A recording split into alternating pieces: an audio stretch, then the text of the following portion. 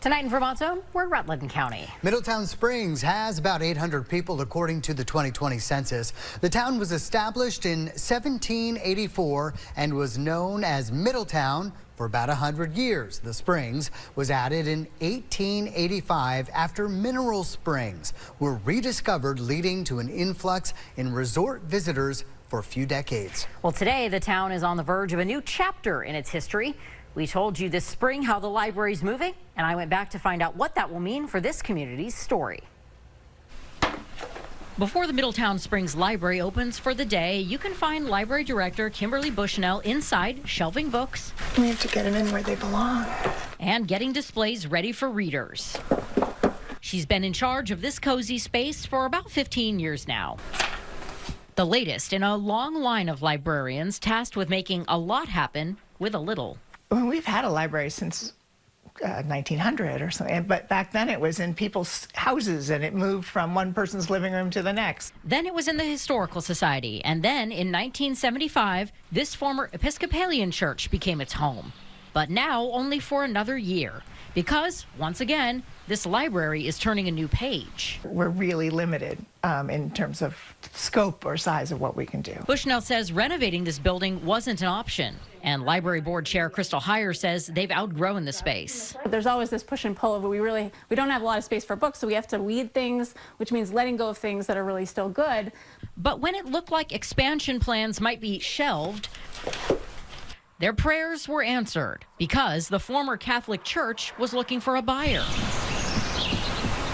And a savior in the form of an anonymous donor stepped forward with $100,000 for the town to ink the deal. A state library grant for capital improvements is also on the way. All told, they've cataloged nearly $1.5 million for the project. Taxpayers aren't on the hook. It's been stressful and tenuous, and will it happen and won't it happen, but everything has really been wonderfully just falling into place. Now, we mentioned the library's moving, but here's the thing. It's really actually not moving that far. Let me show you. Let's take a walk. And we're here, about 50 meters down the road at this former Catholic church. Right now inside, it's a blank page, waiting for the town to write out these next lines of history. But there are plenty of novel ideas being edited right now.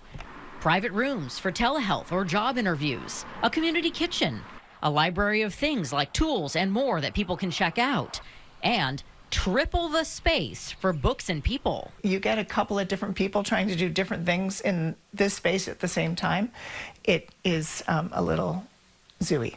So while both women say it'll be bittersweet to close the book on this building here, I loved coming here, my kids loved coming here. the next volume in this particular series includes something Bushnell says in 15 years she's always wanted.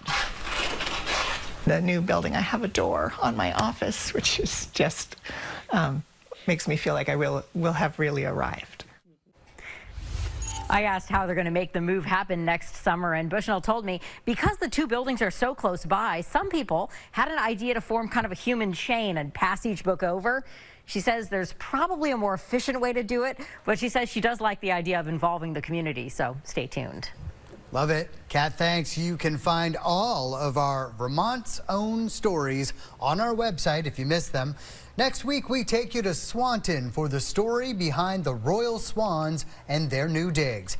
And if you have an idea for your town, just head to this map on our website, click your town, and submit your idea.